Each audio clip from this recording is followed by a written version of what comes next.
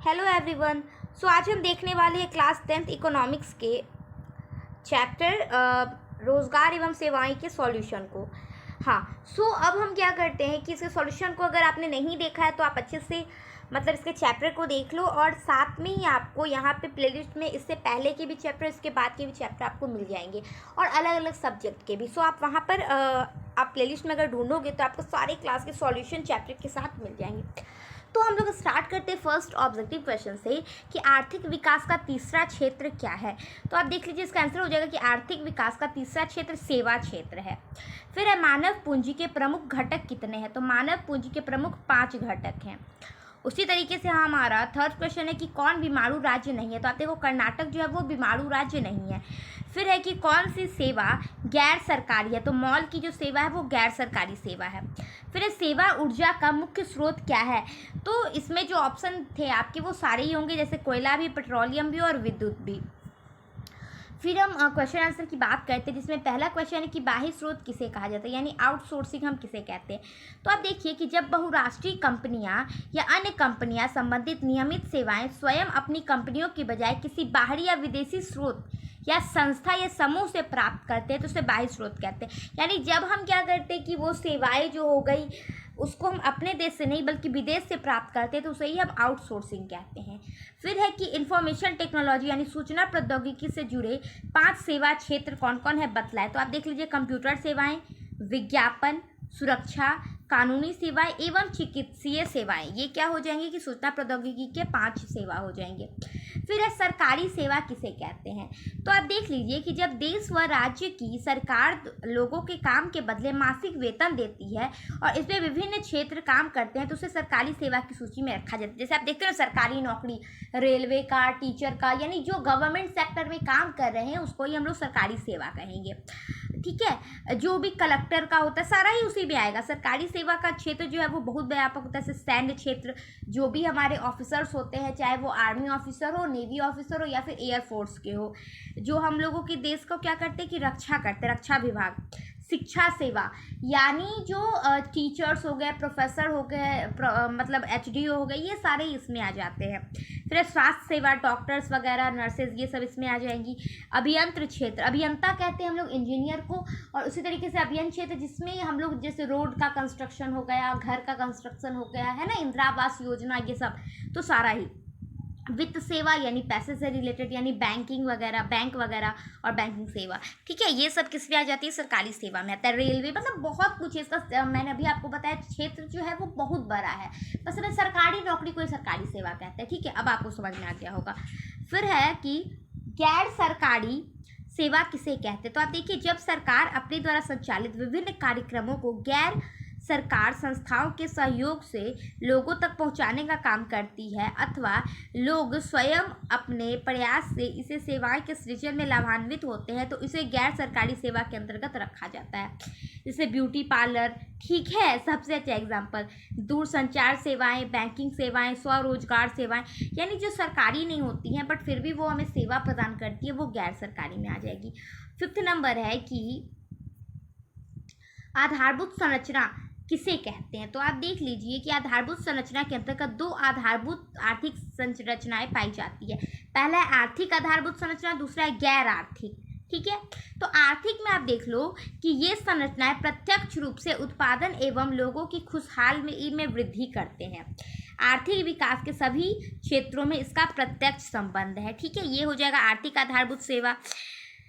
दूसरा हो जाता है, इसका एग्जाम्पल हो जाता है जैसे विद्युत, तेल, पेट्रोलियम, गैस, ये सब क्या है, आर्थिक रूप से रिलेटेड है हमारी खुशी के लिए। अगर मान लो आपके पास कार है, पेट्रोल नहीं रहेगा तो वो आपको खुशी देगा, नहीं देगा, वही है। दूसरा है गैर आर्थिक आधारभूत संरचना, यानी इसके अंतर्गत मनुष्य की क्षमता एवं उत्पादन में वृद्धि कर अप्रत्यक्ष रूप से उत्पादन एवं अंततः आर्थिक विकास की सहायता प्रदान करती है, जैसे शिक्षा, अनौपचारिक शिक्षा, प्रारंभिक शिक्षा, माध्यमिक शिक्षा, उच्चतर माध्यमिक शिक्षा। ठीक है, तकनीकी, स्वास्थ्य अस्पताल, प्राथमिक स्वास्थ्य अस्पताल, नर्सिंग होम, नागरिक सेवाएं, सामाजिक चेतना, सफाई आदि, ये सारा इसमें आ जाता है। 6 नंबर है कि रोजगार और सेवा में क्या संबंध है। तो आप देख लो कि रोजगार और सेवाएं का अभिप्राय यहाँ इन बातों से है कि जब व्यक्ति अपने परिश्रम और शिक्षा के आधार पर जीविकोपार्जन के लिए धन एकत्रित करता है और एकत्रित धन को जब पूंजी के रूप में व्यवहार किया जाता है तो उत्पादन के क्षेत्र में निवेश किया जाता है, तो सेवा क्षेत्र उत्पन्न होता है। अतः सिद्ध होता है कि रोजगार और सेवा एक दूसरे के सीधा संबंध रखते हैं। अब देखो, जैसे मैं आपको बताती हूँ, रोजगार क्या, जैसे मान लो कि मैं पढ़ाती हूँ बच्चों को, मेरा इंस्टीट्यूशन है, कॉलेज है, इंस्टीट्यूट है, मतलब कॉलेज है, ये सारे कॉलेज नहीं स्कूल है, ये सारा कुछ है, ठीक है। मान लो मैं बता रही हूँ अभी कॉलेज भी मान लो, तो इससे क्या होगा कि मुझे बहुत सारा पैसा आएगा, मैं लाखों रुपया कमा रही हूँ यहाँ से, मान लो मैं 10 लाख कमा रही हूँ, ठीक है। अब क्या होगा कि 10 लाख से मैं पैसे का तो डायरेक्ट यूज़ नहीं करूँगी, तो मैं उससे एसी खरीदूंगी, अच्छा सा घर बनाऊंगी, कार खरीदूंगी, ये वो। तो ये क्या है कि जो रोजगार है, अगर मैं खरीद रही हूँ कार, तो कार वालों के लिए क्या हो जाएगा कि वो मुझे सेवा प्रदान कर रहे हैं, उनका भी इनकम बढ़ेगा। अगर मैं कपड़ा बहुत सारा खरीद रही हूँ तो उनका भी इनकम बढ़ेगा। अगर मैं जैसे बहुत ज़्यादा एसी वगैरह ये सब ले रही हूँ, जो भी इलेक्ट्रॉनिक गैजेट है वो ले रही हूँ, तो उसका क्या होगा, उसको फ़ायदा होगा। तो रोजगार क्या होता है, रोजगार से ही हमें सेवा मिलता है, तो ये दोनों एक दूसरे से सीधा संबंध रखते हैं। फिर आर्थिक संरचना का क्या महत्व है, तो अब देखिए, आर्थिक संरचना प्रत्यक्ष रूप से उत्पादन एवं लोगों को खुशहाली पैदा करती है।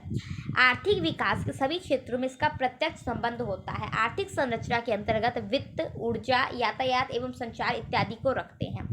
इससे रोजगार और सेवाएं मजबूत होते हैं, जिससे भारत विकसित देश की पंक्ति में खड़ा हो सकता है। अतः आर्थिक संरचना का भारतीय आधारभूत ढांचा का महत्वपूर्ण स्थान है। सही बात है। फिर मंदी का असर भारत में क्यों पड़ा। आप देखो कि अगर आपको नहीं समझ में आ रहा, क्योंकि अगर मैं ज़्यादा इसको समझाते जाऊंगी ना तो वीडियो बहुत लंबा हो जाएगा, और क्योंकि आप सॉल्यूशन देख रहे हो तो आप बस आंसर देखना चाहते हो। दूसरी बात कि अगर आप चैप्टर समझना चाहते हो तो कमेंट कर देना, मैं आपको एक एक पॉइंट, यानी या फिर जो भी आपको पॉइंट नहीं समझ में आ रहा होता है ना, कि एक टॉपिक बस नहीं समझ में आ रहा, 30 मिनट 1 मिनट, मतलब 30 मिनट कह रही हूँ, 30 सेकंड 1 मिनट में मैं उसको समझाने की कोशिश करूँगी।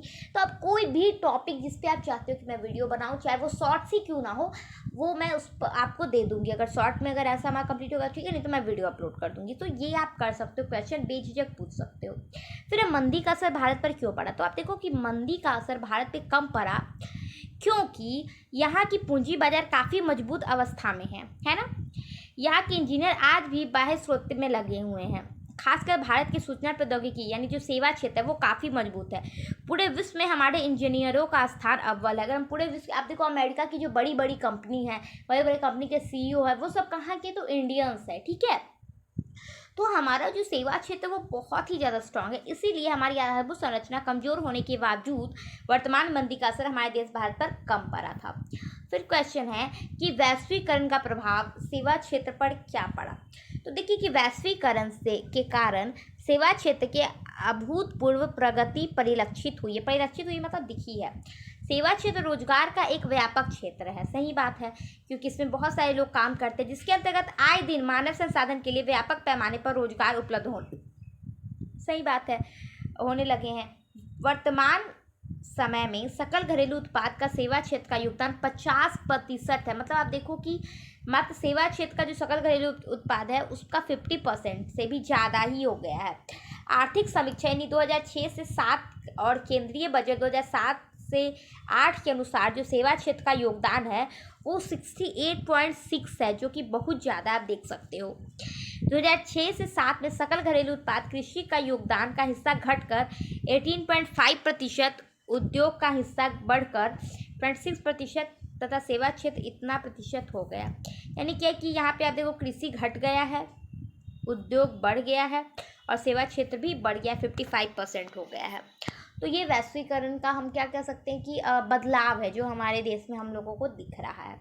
सेवा क्षेत्र पर एक संक्षिप्त लेख लिखे, तो आप देखो कि आर्थिक उदारीकरण और वैश्वीकरण के कारण सेवा क्षेत्र में अभूतपूर्व प्रगति परिलक्षित हुई है। सेवा क्षेत्र रोजगार का एक व्यापक क्षेत्र है, जिसके अंतर्गत आए दिन मानव संसाधन के लिए व्यापक पैमाने का रोजगार उपलब्ध होने लगे हैं। वर्तमान समय में सकल घरेलू उत्पाद की सेवा समीक्षा 2006 से 7 और केंद्रीय बजट 6 से अपना योगदान इतना, अरे देखो ये सेम क्वेश्चन है, ठीक है, क्योंकि वैश्वीकरण का प्रभाव भी सेवा क्षेत्र पर क्या पड़ा वही बताना, और यहाँ पे भी सेवा क्षेत्र पर ही टिप्पणी लिखनी है। अब क्या है कि अगर आप एक याद कर लोगे और अगला आपको याद हो जाएगा ना, तो इससे आपको आसानी हो जाएगी। तो ये आपका और दीर्घ का ये वीडियो, वैसे तो सारे ही जो चैप्टर होते हैं उसका हम कंप्लीट चैप्टर ही बनाते हैं, यानी उसमें दीर्घ सारा ही रहता है, बट इसका दीर्घ बहुत ज़्यादा मतलब डीप में था, बहुत ज़्यादा लंबा लंबा ऐसा था, सो हमने यहीं पे रखा। अगर आप दीर्घ चाहते हो तो कमेंट करो, मैं जल्दी आपको दीर्घ अपलोड करके दे दूँगी, ठीक है। Bye bye, take care.